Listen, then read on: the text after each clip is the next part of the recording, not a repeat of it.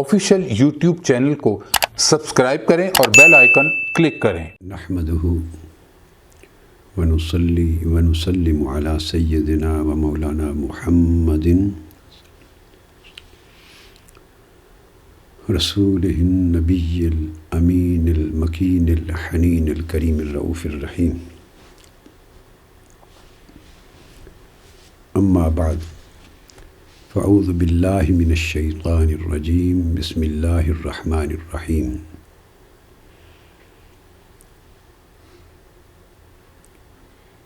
ومن يطع الله والرسول فأولئك مع الذين أنعم الله عليهم من النبيين والصديقين والشهداء والصالحين وحسن أولئك رفيقا ذلك الفضل من الله وكفى بالله عليما۔ صدق الله مولانا العظیم۔ معزز حاضرین اور سامعین و ناظرین، اللہ جل مجدہ کے فضل و کرم اور اس کی توفیق سے ہم مقام رسالت اور حجیت حدیث و سنت یعنی وجوب اتباع و اطاعت، اس سلسلہ وار موضوع کے ضمن میں اپنی پچھلی نشست میں سورہ نساء کی آیت نمبر 65 پر تفصیلی گفتگو مکمل کر چکے ہیں، اور یہ وہ آیہ کریمہ تھی، یعنی آیت نمبر 65، جس میں اللہ تبارک و تعالیٰ نے حضور نبی اکرم صلی اللہ تعالیٰ علیہ وآلہ وسلم کی نسبت سے اپنی ربوبیت کی قسم کھاتے ہوئے حضور علیہ الصلاۃ والسلام کے ہر حکم اور آپ کے ہر فیصلے اور آپ کے ہر ارشاد کے واجب ہونے اور فرض ہونے کی قسم کھائی تھی، اور تمام مسلمانوں پر حضور علیہ الصلاۃ والسلام کی حاکمیت اور تمام مسلمانوں کے مابین نزاعات میں حضور علیہ الصلاۃ والسلام کی حکمیت، اسے قسم کھا کر یوں بیان فرمایا تھا کہ جو اس بات پر بغیر شک و شبہ اور قلب و باطن کی تنگی کہ اس بات پر ایمان نہیں رکھتا کامل شرح صدر کے ساتھ اور اس کی تعمیل نہیں کرتا، اور اس حکم کے سامنے اور حضور علیہ الصلاۃ والسلام کی اس شان حاکمیت کے سامنے سر تسلیم خم نہیں کرتا، میرے محبوب صلی اللہ علیہ وآلہ وسلم، مجھے آپ کے رب ہونے کی قسم کہ وہ کبھی بھی مومن نہیں ہو سکتا۔ اعوذ باللہ من الشیطان الرجیم۔ فلا وربک لا یؤمنون حتی یحکموک فیما شجر بینہم ثم لا یجدوا فی انفسہم حرجا مما قضیت ویسلموا تسلیما۔ یہ وہ آیہ کریمہ تھی جس پر ہم نے پچھلی 2 یا 3 نشستوں میں تفصیلی گفتگو کی۔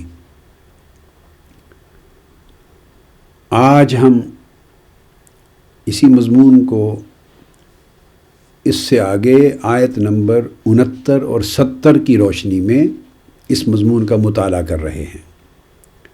یہ بھی سورہ نساء ہی کی 2 آیات ہیں، 69 اور 70، جس میں اللہ تبارک و تعالیٰ نے ارشاد فرمایا، پھر حضور علیہ الصلاۃ والسلام کے پیچھے حکم تھا آپ کے واجب الاطاعت ہونے کا اور آپ کے حکم کی حجیت، وجوب اور فرضیت کے بیان کا۔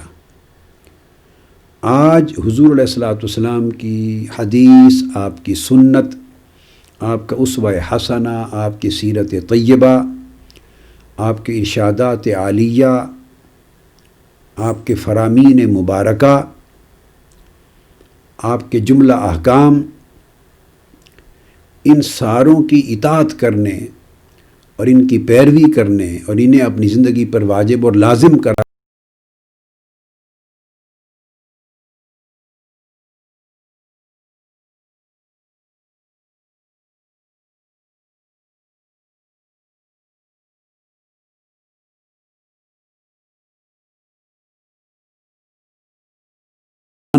معلوم ہے۔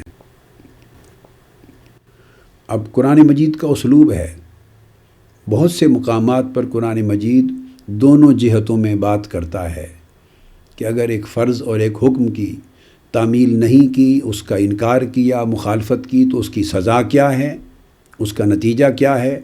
ایمان سے محروم ہو گئے، دوزخ کا ایندھن بنے، اسلام کے دائرے سے خارج ہوئے۔ اور اگر اس حکم کی اطاعت کی تو اس کا صلہ کیا ہے، اس کا اجر کیا ہے، اس کا فیض اور برکت کیا ہے۔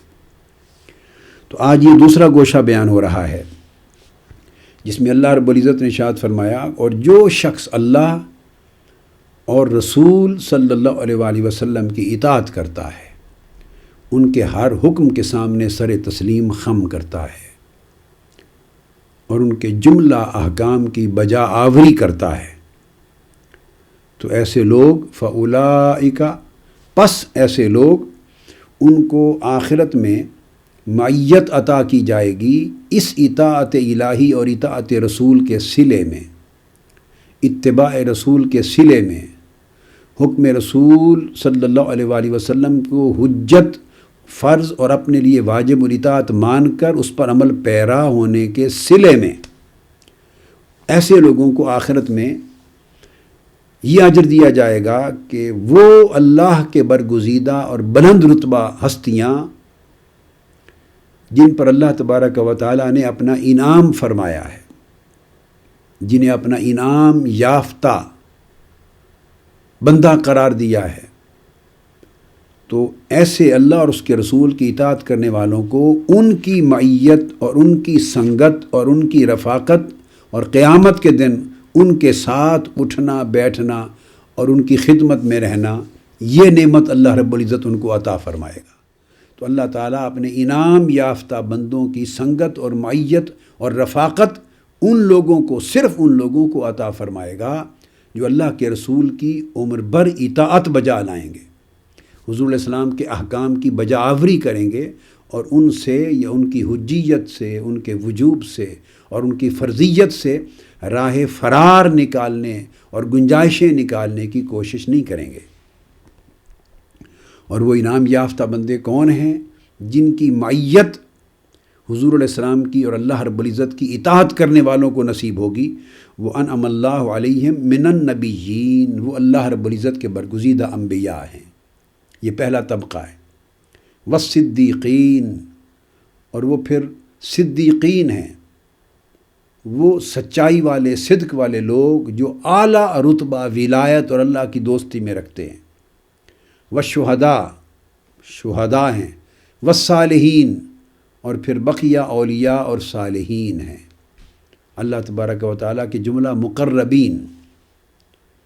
وحسن اولئک رفیقا، اور فرمایا کہ یہ کتنے اچھے رفیق ہیں، کتنی اچھی سنگتیں ہیں، کتنی اچھی رفاقتیں ہیں، کتنی اچھی معیتیں ہیں، اللہ تبارک و تعالیٰ نے ترغیب دی ہے۔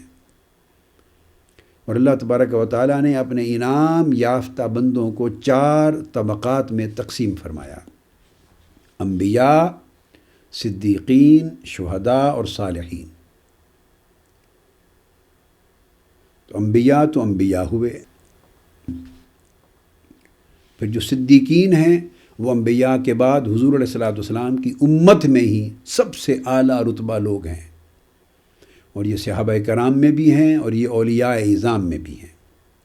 پھر شہداء ہیں، اور شہداء بھی 2 قسموں کے ہیں، ایک وہ جو اللہ کی راہ میں شہید ہو گئے، جنہوں نے جانیں قربان کر دی، اور ایک وہ لوگ کہ جنہوں نے اپنی پوری زندگی شہادت علی الحق پر، اللہ کے دین پر، اس کی وحدانیت پر، اللہ اور اس کے رسول کے احکام پر بجا آوری اور تابع داری، اور اس کے اوپر زہد اور ورع اور اطاعت اور اتباع اور کمال درجے کی بجا آوری میں اس طرح گزاری کہ ان کی زندگیاں خود اللہ رب العزت اور دین اسلام کے حق ہونے پر گواہ بن گئیں، گواہی اور شہادت بن گئیں۔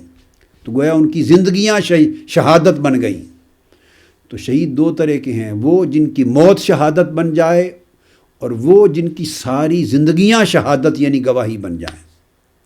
یعنی اس طرح اللہ کی راہ میں جان دیں، پہلا طبقہ کہ ان کا جان دینا اس بات کا ثبوت ہو جائے کہ انہوں نے حق پر جان دی ہے اور اللہ کی وحدانیت پر ایمان لاتے ہوئے جان دی ہے، اللہ کے حکم کو بجا لاتے ہوئے جان دی ہے، اس پر کامل صدق اور یقین کا ثبوت فراہم کرتے ہوئے اللہ کے لیے جان دے دی۔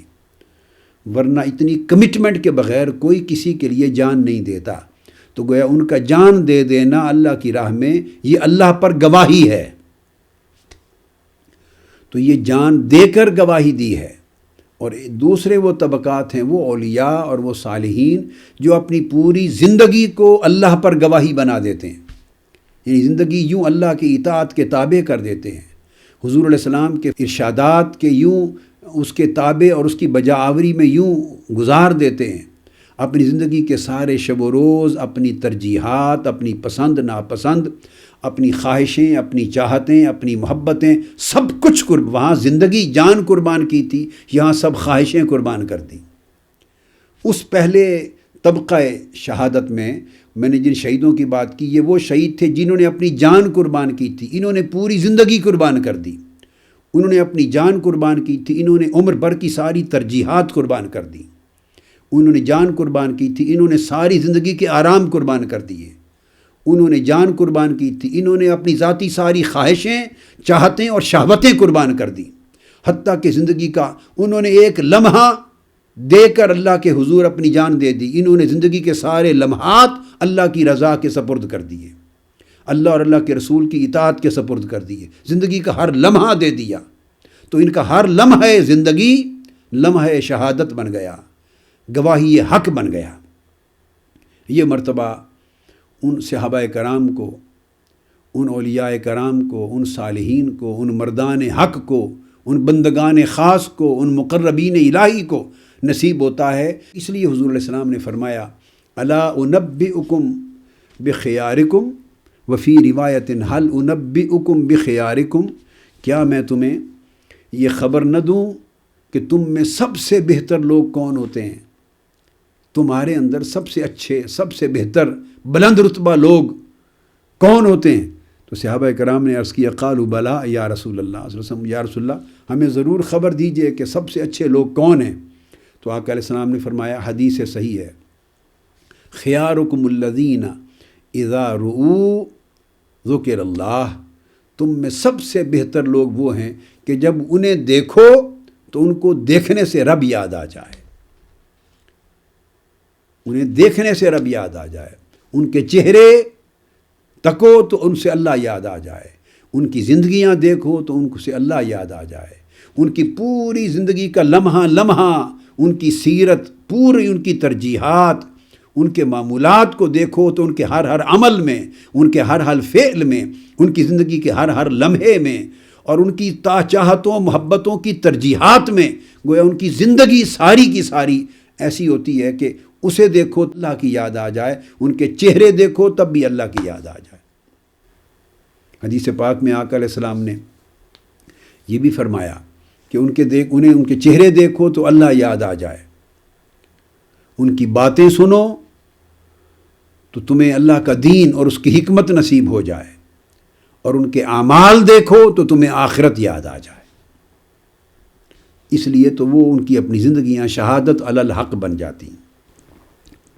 والصالحین، اور پھر وہ اولیاء اللہ جن کی زندگیاں پرہیزگاری اور اللہ رب العزت کی قربت کی آئینہ دار ہیں، تو مقربین بارگاہ الہی ہیں۔ تو ایسے لوگ جن کو اللہ نے اپنے خاص انعام سے نوازا ہے، تو جو لوگ اللہ اور اس کے رسول کی عمر بھر اطاعت بجا لائیں گے اور حضور علیہ السلام کے ہر حکم کی، حدیث کی، سنت کی، سیرت طیبہ اور اسوہ حسنہ کی بغیر کسی روک اور امتیاز اور شک و شبہ کے اتباع اور پیروی بجا لائیں گے، ان پیروی بجا لانے والوں کو ان انعام یافتہ بندوں کی سنگت میں رکھا جائے گا، قیامت کے دن بھی اور جنت میں بھی اور آخرت میں بھی۔ انہیں ان کی معیت عطا کر دی جائے گی، ان کی رفاقت عطا کر دی جائے گی، وہ ان کی مجلس اور صحبت میں ہوں گے۔ یہ انعام اللہ نے عطا کیا۔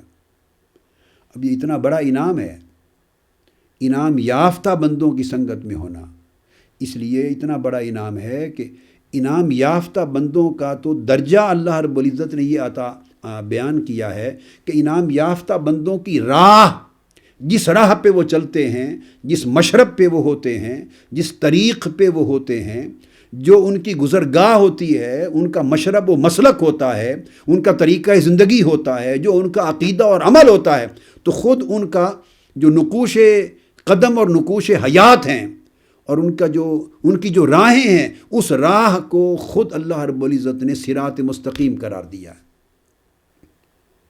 یعنی اللہ کے انعام یافتہ بندوں کا درجہ یہ ہے کہ ان کا راستہ ہی اللہ تبارک و تعالیٰ نے صراط مستقیم قرار دیا ہے۔ اللہ نے اپنی صراط مستقیم کو مشخص کر دیا ہے، پرسونیفائیڈ کر دیا ہے، اور اس کی تعیین، اس کی اسپیسیفیکیشن، اس کی آئیڈینٹیفیکیشن ان کے نام سے کی ہے کہ ارشاد فرمایا سورہ فاتحہ میں اہدنا الصراط المستقیم، یہ دعا کیا کرو اے ہمارے پروردگار ہمیں صراط مستقیم کی ہدایت عطا کر، ہمیں سیدھی راہ دکھا، اور وہ ہدایت عطا کر جو صراط مستقیم ہے۔ اور ساتھ ہی اس کا جواب دیا سمجھانے کے لیے کہ تمہیں خبر ہے کہ صراط مستقیم کیا ہے، سیدھی راہ جس کو میں قرار دے رہا ہوں اور جس سیدھی راہ کی ہدایت لینے کی تمہیں حکم دے رہا ہوں کہ اس کی دعا کیا کرو، کیا تمہیں معلوم ہے کہ وہ سیدھی راہ اور صراط مستقیم ہے کیا؟ فرمایا صراط الذین انعم اللہ علیہم، سیدھی راہ وہ راہ ہے جس پر اللہ کے انعام یافتہ بندے چلتے ہیں۔ یہ عامت الناس کے لیے ایک راستہ اللہ رب العزت نے آسان کر دیا۔ وہ لوگ جو براہ راست قرآن مجید کے معانی سے واقف نہیں ہیں، قرآن مجید کی مراد، احکام کے مراد سے واقف نہیں ہیں، قرآن مجید کے مطالب اور معارف سے واقف نہیں ہیں، عربی زبان پر، تفسیر پر، حدیث پر، علوم دینیہ پر، علوم شریعہ پر انہیں مہارت نہیں ہے، اور وہ احکام میں امتیاز نہیں کر سکتے، درست اور غیر درست، صحیح اور غیر صحیح میں امتیاز نہیں کر سکتے۔ اور ایسے لوگوں کی تو صاف ظاہر ہے بھاری اکثریت ہوتی ہے، 99% تو ایسے لوگ ہوتے ہیں سوسائٹیز میں، اور 1% بھی مشکل سے ہوتے ہیں، 1% بھی مشکل سے ہوتے ہیں۔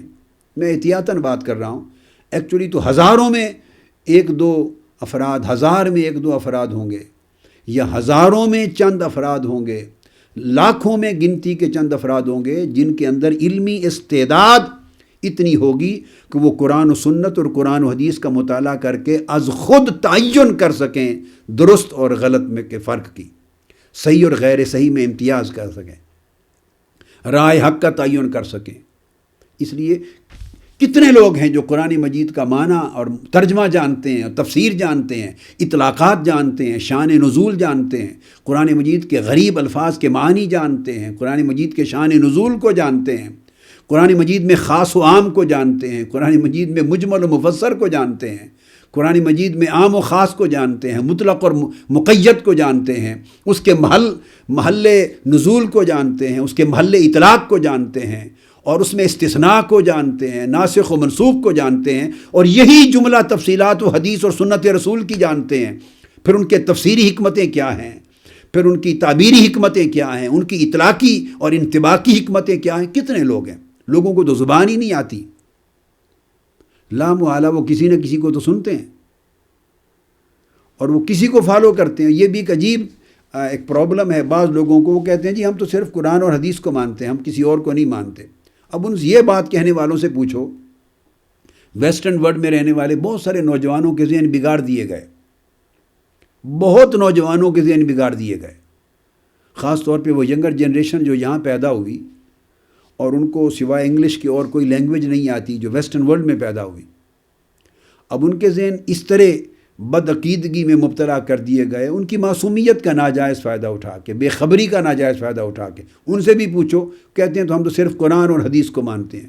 اب ان سے پوچھو، آپ کو تو عربی زبان کی الف بے جیم نہیں آتی، آپ کیسے قرآن اور حدیث کو مانتے اور جانتے ہیں؟ صاف ظاہر ہے وہ اپنے محلے کے کسی امام صاحب کو، جو بھی اسکالر ہے، جس کے پیچھے نماز پڑھتے ہیں، جس کا جمعہ سنتے ہیں، انگلش میں لیکچر سنتے ہیں، تو وہ اسی کی مانتے ہیں. تو نام بنا دیا ہم صرف قرآن و حدیث کو مانتے ہیں، دراصل مان رہے ہیں اپنی مسجد کے امام کو. انہیں تو نہ قرآن پڑھنا آتا ہے، وہ تو قرآن کی آیات کی بھی تلاوت نہیں کر سکتے پراپرلی. قرآن مجید بھی انگلش ٹرانسلیشن میں پڑھتے ہیں، حدیث کہاں سے پڑھتے ہیں؟ عربک لینگویج کی ABC نہیں آتی ان کو، مگر ان کی زبان سے وہ کہتے ہیں just we accept only Quran and Sunnah. اب قرآن اینڈ سنہ آپ کو قرآن کہاں سے آ گیا، سنہ کہاں سے آ گئی؟ وہ جس کسی کے فالوور ہیں وہی قرآن اور سنہ بن کے بیٹھ گیا ہے. جس کسی کو مان رہے ہیں، جس کے فالوور ہیں، جس کے پیچھے لگ گئے ہیں، جس نے انہیں کنونس کر لیا، اسی کا عنوان قرآن اور سنہ بن گیا ہے. جو کچھ وہ کہہ رہا ہے وہ شخص، یہ اس کو قرآن اور سنت بتا رہا ہے. This is what Quran says, this is what سنہ says, this is what Quran commandment is, this is what holy prophet's tradition is. جو وہ بتائے جا رہا ہے، خواہ وہ آدھی حدیث سنا دے، خواہ وہ ایک تہائی سنا دے، خواہ وہ کمزور سنا دے، خواہ وہ غلط سنا دے، صحیح سنا دے، خواہ سنا کے اپلیکیشن غلط کر دے، انٹرپریٹیشن غلط کر دے. ان کو تو الف بے جیم نہیں آتی ہے زبان کی، تو چونکہ اس پر اعتماد ہے سو کہتے ہیں ہم کسی کی نہیں مانتے، ہم کسی امام کو نہیں مانتے، ہم کسی مذہب کو نہیں مانتے، ہم تو قرآن حدیث کو مانتے ہیں. وہ امام اعظم کو نہیں مانتے، اپنی مسجد کے امام کو مانتے ہیں. وہ امام مالک کو نہیں مانتے، اپنی مسجد کے امام کو مانتے ہیں. امام شافعی کو نہیں مانتے، امام احمد بن حنبل کو نہیں مانتے، امام غزالی کو نہیں مانتے، امام رازی کو نہیں مانتے، امام قسطلانی کو وہ نہیں مانتے، امام عسقلانی کو نہیں وہ جانتے، ہم نہیں جانتے وہ کون ہیں. امام علامہ ابن تیمیہ کو نہیں جانتے، امام ابن کثیر کو نہیں مانتے، ابن القیم کو نہیں مانتے، امام جلال الدین سیوطی کو نہیں مانتے، امام عسقلانی کو. وہ کہتے ہیں ہم کسی کو نہیں مانتے، ہم صرف قرآن و حدیث کو مانتے ہیں. اور قرآن و حدیث ان کو خود آتا نہیں، زبان ہی نہیں آتی، تو پھر کس کو مانتے ہیں؟ وہ سارے اماموں کی نفی کرتے ہیں، صرف اپنے محلے کی جو اسلامک سینٹر ہے اس ایک امام کو مانتے ہیں. یہ تو اسی طرح کی صورتحال ہو گئی کہ لاہور کا ایک واقعہ ہے، لاہور میں ایک محلہ سمن آباد کا. میں جب اوائل 80s کے زمانے میں وہاں رہا کرتا تھا، تو وہاں ایک مسجد کے جو خطیب صاحب تھے انہوں نے ایک تقریر کر دی، اور اس تقریر کر کے تو انہوں نے مسئلہ غلط بیان کر دی. جب غلط بیان کر دیا تو جمعہ کے بعد کوئی صاحب علم بیٹھا تھا اس مسجد میں، نماز جمعہ پڑھنے گیا ہوا تھا. اس نے ان کو اکیلے لے جا کے بتایا کہ یہ بہت غلط مسئلہ آپ نے بیان کر دیا، حکم یہ نہیں ہے یہ ہے. خیر انہوں نے بات اپنی کریکٹ کر لی، سمجھ لی. اگلے جمعہ پر آئے، خطاب کیا اور چاہا کہ لوگوں کو کریکٹ کر دوں. تو انہوں نے کہا کہ میں نے پچھلے جمعہ پر جو بیان کیا تھا وہ دراصل ایک امام صاحب کا قول ہے، لیکن بقایا جو جمہور ہیں ان کا نقطہ نظر یہ ہے. تو وہ جو میں نے بیان کیا تھا وہ ایک امام کا قول ہے. اب سننے والوں نے سمجھا کہ شاید وہ ایک امام سے مراد کو امام ابو حنیفہ ہوں گے، امام مالک ہوں گے، امام شافعی احمد بن حنبل ہوں گے، امام ابو یوسف ہوں گے، امام محمد ہوں گے، امام ظفر ہوں گے، یا کوئی اور اتلے درجے کے امام ہوں گے. انہوں نے کہا وہ ایک امام صاحب کا قول ہے، باقی اکثریت کا قول یہ ہے، سو آپ اپنا ویو چینج کر لیں. وہ لوگ وہ امام صاحب سمجھتے رہے، اور ان سے مراد وہ خود تھے، کہ وہ خود بھی تو امام صاحب ہے نا، محلہ سمن آباد کے امام ہیں ایک مسجد کے، تو امام ہو گئے. یہ ایک امام کا یہ قول ہے. تو صورتحال یہ ہو گئی ہے کہ آج ذہن یہ بنا دیے گئے کہ امت کے سارے اماموں کا انکار کر دیا. وہ اسلامک سینٹر کا جو ایک امام صاحب ہے اس کی بات پہ ایمان آ گیا، اور اسی کا نام قرآن ہو گیا، اسی کا نام سنت ہو گیا. یہی صورتحال ہمارے پاکستان، انڈیا، بنگلہ دیش اور اس پارٹ آف دا ورلڈ میں ہے، اور باقی بھی دنیا میں. وہ نوجوان نسل جو کسی ایک سے متاثر ہے، مثال کے طور پر اس کے استدلال سے متاثر ہے، اس کی باتوں میں ہے، اور ان کو اپنا ذاتی طور پہ کوئی نالج نہیں. میں جب MA میں پڑھا کرتا تھا پنجاب یونیورسٹی میں آپ کو ذاتی ایک ایکسپیرینس بتاتا ہوں. یہ 1971-72 کی بات ہے. تو پنجاب یونیورسٹی میں MA کر رہا تھا. تو اس زمانے میں نام کسی کا نہیں لینا چاہتا، تو اس زمانے کوئی صاحب تھے، زندہ تھے، اور وہ اتوار کو درس قرآن دیا کرتے تھے. تو ان کے جو چند ایک فالورز تھے، کوئی 100-150 آدمی، وہ مستقل آڈینس تھی جو ان کا ہر اتوار کو درس سننے آتا تھا. تو وہ ایک نقطہ نظر کے، ایک فکر کے بانی تھے، اور ان کا موقف یہی تھا کہ حدیث کی حجیت نہیں ہے، حدیث اور سنت کو نہیں ماننا، یہ کوئی حجت، کوئی واجب اور فرض نہیں، صرف قرآن. جب حدیث سے جان چھوڑا دی اور صرف قرآن کی بات آ گئی تو قرآن کو پھر جس طرح چاہے انٹرپریٹ کریں، لغت کے ساتھ انٹرپریٹ کریں. نہ سنت بائنڈنگ رہی، نہ حدیث بائنڈنگ رہی، نہ حضور کی سیرت، نہ حضور کا اسوہ، نہ صحابہ کرام کے اقوال، نہ تابعین کے، نہ تبع تابعین کے، نہ ائمہ تفسیر کے، نہ ائمہ حدیث کے، نہ اسلاف کے، نہ سلف صالحین کے، نہ اکابر امت کے. سب سے جان چھوٹ گئی. 1500 سال کی اسلام کی پوری علمی تاریخ ملیا میٹ ہو گئی. اب رہ گئی صرف لغت کی کتابیں، اور لغت کی کتابیں میں ایک ایک لفظ کے 50 50، 20 20، 40 40، 10 10 معنی ہیں، ایک ایک لفظ کے معنی. خالی لفظ صلاۃ جو ہے، نماز جس کو ہم کہتے ہیں صلاۃ، اس کے 55 معنی ہیں لغت کی کتاب میں. 55. جس نماز جو ہم نماز پڑھتے ہیں یہ اس کا لغوی معنی نہیں ہے، یہ اس کا شرعی معنی ہے جو حضور علیہ الصلوۃ والسلام نے عملاً متعین کر کے دکھایا ہے. قریب ترین معنی صلاۃ کا، جو نماز کے قریب ترین معنی لغت میں ہے، وہ دعا ہے. لغت میں صلاۃ کا معنی ہے دعا. یہ نماز کے قریب ترین ہے. اور یہ جو حیات نماز ہم ادا کرتے ہیں فرضوں اور سنتوں کی شکل میں، یہ جو پوری کی پوری حیات ہے، یہ لغوی معنی نہیں ہے صلاۃ کا، یہ شرعی معنی ہے جو اللہ رب العزت کے حکم کی وضاحت کرتے ہوئے آقا علیہ السلام نے اپنی سنت اور اپنی سیرت سے متعین فرمایا ہے. تو جب آپ سنت سے بے نیاز ہو گئے اور سیرت کو ایک طرف کر دیا، سنت کی حجیت کا انکار کر دیا، تو خالی نماز کا حکم آ گیا، نماز قائم کرو. اب نماز کا لفظ تو ہے نہیں قرآن میں، تو ہے صلاۃ قائم کرو. اب صلاۃ کا معنی بھی جب آپ لغت سے نکالا تو لغت کی لفظ صلاۃ میں تو نہ سنت ہے، نہ فرض ہے، نہ واجب ہے، نہ اس میں قرات ہے، نہ رکوع ہے، نہ سجود ہے، نہ حمد و ثنا ہے، نہ تشہد ہے، نہ قعود ہے، نہ سلام ہے. یہ جو پوری حیات نماز ہے یہ تو صلاۃ کے لغوی معنی میں داخل ہی نہیں ہے. اور بے شمار میں نے اس باقی ایسے ایسے معنی ہیں کہ جن کا دور کا بھی واسطہ نہیں نماز کے ساتھ، ایسے بھی ہیں. لغت جو ہوئی نا، عربی لغت ہے اور یہ بڑی وسیع ہے، سمندر کی طرح وسیع ہے، اینڈ لیس ہے. ایک ایک لفظ کے کئی کئی معنی ہوتے ہیں. تو یہی تو اسپیسیفیکیشن ہے سنت کا، کنٹریبیوشن ہے رسول کا، کہ اہل عرب میں جب عربی زبان والوں میں جب قرآن اترا عربی زبان میں، تو ایک ایک لفظ کے کئی معنی تھے، کئی مرادات تھے، کئی اطلاقات تھے، کئی مفاہیم تھے ان کے اپنے کلچر میں، اپنی سوسائٹی میں. تو جب اترے تو ان کی تو سمجھ میں نہیں آ سکتا تھا کہ اس سے کیا مراد ہے. اس لیے تو پوچھتے تھے یا رسول اللہ کیف نصلی، ہم نماز کیسے پڑھیں، کیا ہے نماز. اللہ نے کہا کہ اقیم الصلاۃ، نماز قائم کرو. ہم کیسے پڑھیں، کیسے قائم کریں؟ آقا علیہ السلام نے فرمایا صلو کما رأیتمونی اصلی، بس مجھے دیکھو جیسے میں پڑھتا ہوں یہ نماز ہے. جب آقا علیہ السلام نے اپنی سنت اور اپنی سیرت طیبہ سے نماز کا ایک معنی، اپنی ایک خاص حیت، ایک خاص طریقہ متعین فرما دیا، جب شرعی معنی مقرر ہو گیا تو تمام لغوی معنی الگ ہو گئے. اس کا قرآن مجید میں جہاں حکم آئے گا اقیم الصلاۃ، اس سے مراد صرف وہ ایک شرعی معنی ہوگا جو سنت رسول کے ذریعے متعین کر دیا گیا. اب باقی لغوی معنی دیگر مواقع کے لیے استعمال ہوں گے مگر اس مقصد کے لیے نہیں. تو جب آپ نے سنت اور تمام چیزوں کے اور جو جتنے مصادر اور مراجع شریعت ہیں ان سے چھٹکارا پا لیا تو پھر صرف لغت رہ گئی. اب لغت کے بے شمار معنی ہیں جو آپ کے نفس کو سوٹ کرے، جس میں آپ فیسیلیٹی فیل کریں، جو آپ کی طبیعت میں، دین گریز طبیعت میں، دین سے باغی طبیعت کو جو معنی سوٹ کرے اٹھا کے اس کو جڑ دیں اور کہیں یہ قرآن کا حکم ہے. اب اگر قرآن مجید نے کہا اپنے رب کی نماز پڑھیے اور قربانی دیجیے، انا اعطیناک الکوثر فصلی لربک وانحر ان شانئک ھو الابتر، اپنے رب کی نماز پڑھیے اور قربانی دیجیے. اب یہ جو فصلی آیا نماز پڑھیے، تو پورے قرآن میں نماز پڑھنے کا نہ یہ طریقہ مذکور ہے.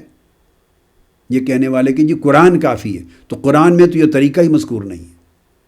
اب فصلی لربک، اپنے رب کے لیے نماز پڑھیے، اب یہ کیسے پڑھی جائے گی؟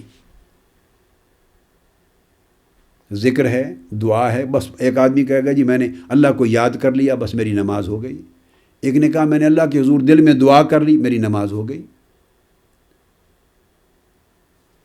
اب وہ تو پھر جو معنی لغت کے ساتھ آپ کرنا چاہیں تو جان چھوڑاتے جائیں. وضو بھی گیا، نماز بھی گئی، پنجگانہ بھی گئی، جماعت بھی گئی، مسجدیں بھی گئیں، ضرورت ہی نہیں ہے. کیونکہ یہ تو جی لغت میں لکھا ہوا ہے، اس کا معنی دعا کرنا ہے، بس میں نے دعا کر لیا، میری نماز ہو گئی. تو یہ تو راستے ہیں دین سے بغاوت اختیار کرنے کے. تو نہ فصلی لربک پر عمل ہوا. آگے فرمایا ونحر، اور قربانی دیجئے. اب قربانی دیجئے ونحر. اب یہ جو نحر ہے اس کی بھی تعریف ڈیفینیشن تو قرآن نے بیان نہیں کی کہ اس طرح جانور کو لٹا کے کس طرح بسم اللہ اللہ اکبر کر کے ذبح کرنا ہے. یہ زکوٰۃ شرعی جو ذبح شرعی ہے، یہ طریقہ قربانی دینا اور کب قربانی دینا، یہ تو قرآن مجید میں اس کی ڈیٹیلز، کس دن دینا، کس جانور کی دینا، کس طریقے سے قربان کرنا، یہ تو قرآن مجید میں مذکور نہیں ہے. اور سنت کا آپ نے، حدیث کا آپ نے انکار کر دیا. قرآن میں طریقہ موجود نہیں. جہاں طریقہ تھا سنت اور حدیث رسول میں، اس کو حجت ماننے سے انکار کر دیا. تو اب قربانی کیا ہوگی؟ تو یہ ہوگا جی میرا فلاں میرا حق تھا، میں نے فلاں کے لیے قربان کر دیا، یہ قربانی ہو گئی. میں سیٹ پر بیٹھا تھا، ایک بوڑھا آدمی آیا، میں نے اپنی سیٹ اس کو دے دی، دیٹ از سیکریفائس، قربانی ہو گئی. میرا مقدمہ تھا، میں نے دیکھا غریب آدمی ہے، میں نے اس کے لیے اپنا حق چھوڑ دیا، قربانی ہو گئی. تو عملی زندگی کی لاکھوں قربانیاں صبح و شام دیتے ہیں، سو آپ نے مرضی کی قربانی بنا لی. تو قربانی بھی گئی، نماز عید بھی گئی، نماز اٹ سیلف بھی گئی. سو اسی طرح روزہ، حج، زکوٰۃ، تمام احکام جس حکم کو آپ ٹچ کریں اسی سے جان چھوٹ جاتی ہے جب سنت اور حدیث کا آپ انکار کرتے ہیں اور اوپر کے مصادر اور اوپر کے مآخذ کا انکار کرتے ہیں. تو میں عرض یہ کر رہا تھا، پھر کہنا کہ ہم صرف قرآن کو مانتے ہیں. تو اس گلبرگ میں جو درس قرآن ہوتا، تو میں بس وہ ہم جب آتے تھے، نیو کیمپس میں رہائش تھی، اور پنجاب یونیورسٹی اس زمانے کی بات کر رہا ہوں، ابھی اتوار کو چھٹی ہوتی تھی، جمعہ کی چھٹی نہیں بنی تھی. تو پھر ہم دیکھنے اور سننے کے لیے بعض دوست براہ راست کہ فلاں صاحب خود کیا کہتے ہیں، بجائے اس کے کہ اس کی کتاب کے ذریعے نالج گین کیا جائے، اس کا نقطہ نظر معلوم کیا جائے درست یا غلط. تو ایک آدمی زندہ ہے تو براہ راست سن کے اس کی رائے، اس کی تحقیق، اس کا مذہب، اس کا ویو جانا جائے ڈائریکٹلی، کیا نقطہ نظر ہے ان کا اور کہتے کیا ہیں. تو ہم کبھی کبھی کئی مرتبہ ایسا ہوا گئے، تو میں نے اپنی آنکھوں سے دیکھا کہ وہ جو ان کے آڈینس تھے وہ سارے کے سارے صرف انگلش ٹرانسلیشن لے کے بیٹھے ہوتے تھے. جتنے میں نے دیکھے، شاید کوئی عربک ٹیکسٹ والا، قرآن مجید کے اصل عربی متن والا قرآن بھی کسی کے ہاتھ میں ہو سکتا ہے، میں نے نہیں دیکھا.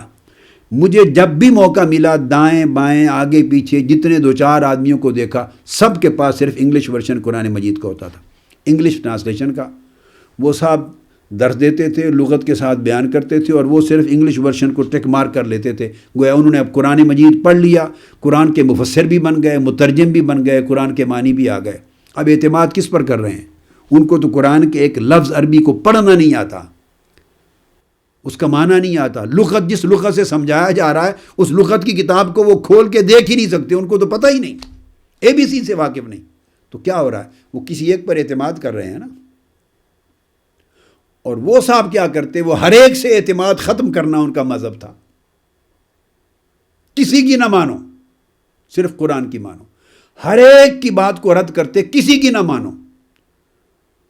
تو کسی کی جب نہ مانو، اور ہر ایک امام اور ہر ایک بزرگ اور ایک عالم، ہر ایک محدث، ہر ایک مفسر، ہر ایک مجتہد اور ہر ایک امام کی بات سے جب آپ نے اعتماد ختم کر دیا، کسی کی مت مانو، اب تو قرآن کی مانو.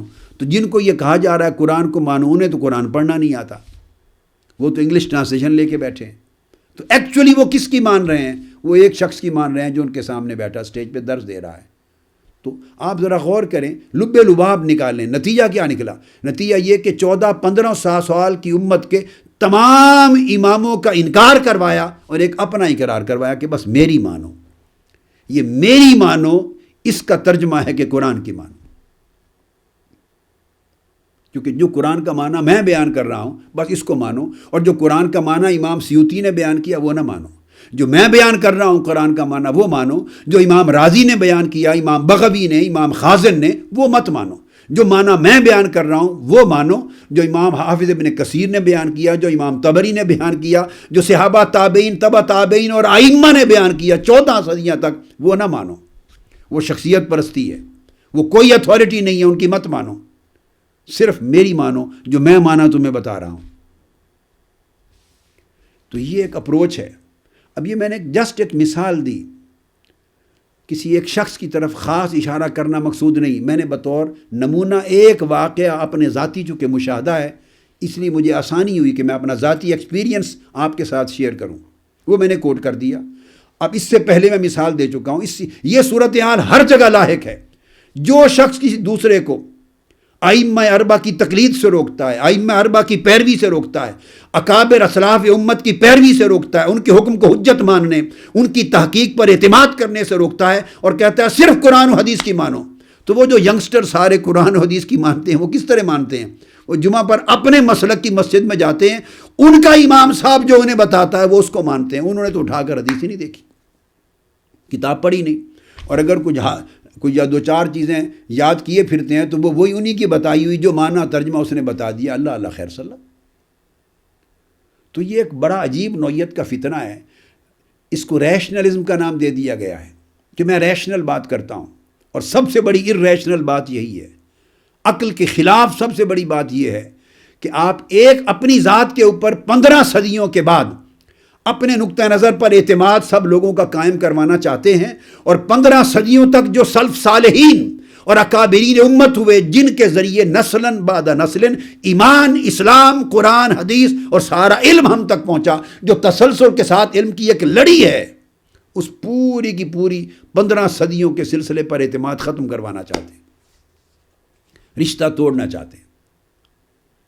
تو ایسے بہت سے لوگ ہیں جو اس انداز کے ساتھ لوگوں کا رشتہ قرآن سے، سنت سے، دین سے اور اپنے پورے شاندار علمی ماضی سے منقطع کرتے ہیں. اب ماضی کا مطلب یہ نہیں ہے کہ اس دین کو، اسلام کو مستقبل کے لیے انٹرپریٹ نہ کریں، نہیں، یہ مستقبل تک انٹرپریٹ ہوتا رہے گا، مگر وہ اس شکل میں انٹرپریٹ ہوگا اور درست انٹرپریٹیشن ہوگی جب آپ کا ایک ہاتھ مستقبل کے علم پر ہوگا اور ایٹ دا سیم ٹائم ایک ہاتھ پورے ماضی کی وراثت علم پر، علمی وراثت پر ہوگا.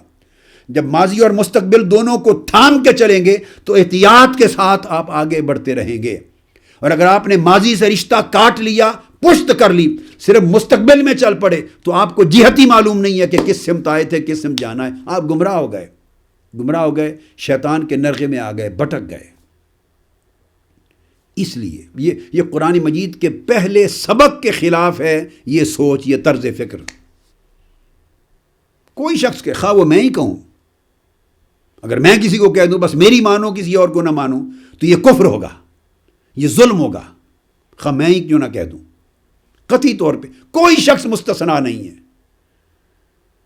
میری تو عمر پر یہ کاوش رہی کہ میں علم کا سلسلہ 15 صدیوں تک جو آ رہا ہے اوپر سے نیچے آقا علیہ السلام کی ذات گرامی تک، اس سے جوڑ کر جدیدیت کی طرف لانے کی ہمیشہ بات کرتا ہوں تاکہ پچھلا رشتہ نہ ٹوٹے، اس میں حفاظت ہوتی. مستقبل آپ کو آگے بڑھاتا ہے، فیوچرسٹک سوچ جو ہوتی ہے، فیوچرسٹک، وہ آپ کو دین میں آگے بڑھاتی ہے، اور اسلاف کا جو پورا ماضی کا وراثت علمی ہے، علمی وراثت، وہ آپ کے علم اور دین کی، ایمان کی حفاظت کرتا ہے. ماضی آپ کی حفاظت کرتا ہے، مستقبل آپ کو آگے ترقی دیتا ہے، بڑھاتا ہے. یہ ہے طریقہ کار صحت کے ساتھ آگے بڑھنے کا. تو قرآن مجید نے پہلا سبق یہ دیا، اہدنا الصراط المستقیم، اور اس کی تفسیر یہ آیت کریمہ ہے سورہ نساء کی آیت نمبر 69. ارشاد فرمایا اللہ پاک نے کہ مجھ سے صراط مستقیم کی، سیدھی راہ کی ہدایت مانگو، صراط مستقیم کی دعا کرو. اور ساتھ اللہ تبارک و تعالیٰ نے خود ڈیفائن کر دیا صراط مستقیم کیا ہے. بہت سی جگہیں ایسی ہیں ایک لفظ کا حکم آتا ہے اور خود قرآن ڈیفائن نہیں کرتا، اس کی ڈیفینیشن حدیث میں ملتی ہے، اور کبھی کبھی قرآن ڈیفائن بھی کرتا ہے. یہ وہ پہلا مقام ہے قرآن مجید کی پہلی صورت میں کہ الصراط المستقیم، یہ ایک ٹرم پہلی بار یوز ہوئی. اللہ تبارک و تعالیٰ نے ساتھ ہی پہلی بار اس کو ڈیفائن بھی کر دیا، تعریف بھی دے دی، اس کا معنی، اس کا مراد، اس کا اطلاق متعین بھی کر دیا، آئیڈینٹیفائی بھی کر دیا. تو جس کو قرآن خود آئیڈینٹیفائی کر دے، اسپیسیفائی کر دے، اس میں تو شک کی گنجائش نہ رہی. تو فرمایا مجھ سے صراط مستقیم کی ہدایت مانگو، اور ساتھ سمجھایا کہ صراط مستقیم کیا ہے. فرمایا صراط الذین انعمت علیہم، ورنہ اللہ رب العزت چاہتا تو فرماتا کہ قرآن کی راہ صراط مستقیم ہے، اور بے شک قرآن کی راہ ہی صراط مستقیم ہے. اللہ چاہتا تو یہ بھی فرما دیتا کہ سنت رسول صراط مستقیم ہے، اور بے شک سنت رسول ہی صراط مستقیم ہے. ان خیر الحدیث کتاب اللہ وخیر الہدی ہدی محمد صلی اللہ علیہ وسلم، سب سے بہتر صحیح بات اللہ کی بات یعنی قرآن ہے، اور سب سے بہتر صحیح راستہ صحیح ہدایت محمدی اور طریق محمدی صلی اللہ علیہ وسلم ہے۔ اسلام وہ صراط مستقیم ہے، دین اسلام ہی صراط مستقیم ہے۔ ان الدین عند اللہ الاسلام وردیت لکم الاسلام دینا، جس دین کو اللہ نے ہمارے لیے منتخب کر لیا بے شک وہی صراط مستقیم ہے۔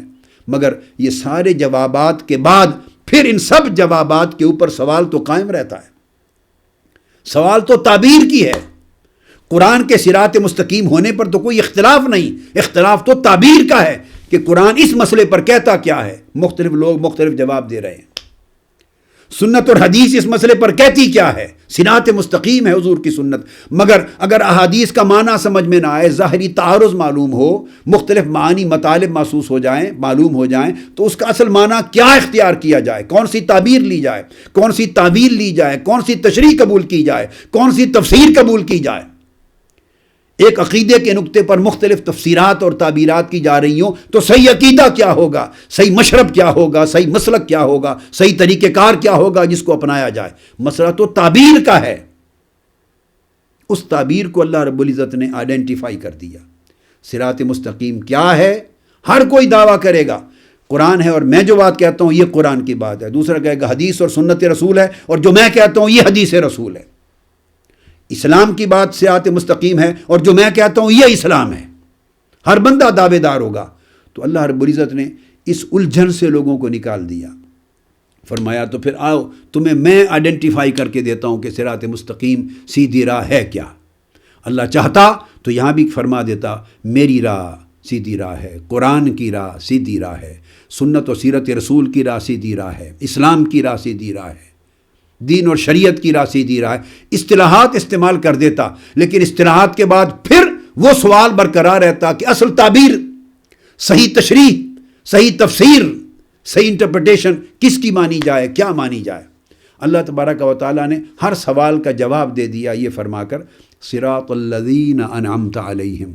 اگر سیدھی راہ کی ہدایت مانگتے ہو اور جاننا چاہتے ہو کہ سیدھی راہ کیا ہے تو فرمایا سیدھی راہ میرے انعام یافتہ بندوں کی راہ ہے، بندوں میں تلاش کرو، کتابوں میں نہیں، بندوں میں تلاش کرو، جن پر میں نے انعام کیا، جن سے میں راضی ہوا، جن کو میں نے اپنی قربت میں لے لیا، جن کو میں نے صاحبان کرامت بنا لیا، صاحبان قربت بنا لیا، صاحبان منزلت اولیاء بنا لیا، جو میرے اتنے اطاعت گزار ہوئے، جو میرے محبوب کے اتنے متبع ہوئے، جو اتنے زہد اور ورع کے، تقوی کے، پرہیزگاری کے، ایمان کے، اسلام کے، احسان کے، عرفان کے، اتقان کے، ایقان کے اتنے عظیم پیکر ہوئے، جنہوں نے اپنی پوری زندگیاں میری گواہی پر، میری اطاعت پر، میری بندگی پر، میرے محبوب کی غلامی پر، اتباع پہ صرف کر دی کہ پھر میں نے ملائے اعلیٰ کے دروازے ان پر کھول دیے، جنہوں نے میرے قرآن میں اتنی محنت کی، قرآن سمجھنے میں، میرے محبوب کی حدیث اور سنت کے سمجھنے میں اتنی محنت کی، ساتھ تقویٰ کیا، ساتھ ریاضت کی، ساتھ عبادت کی،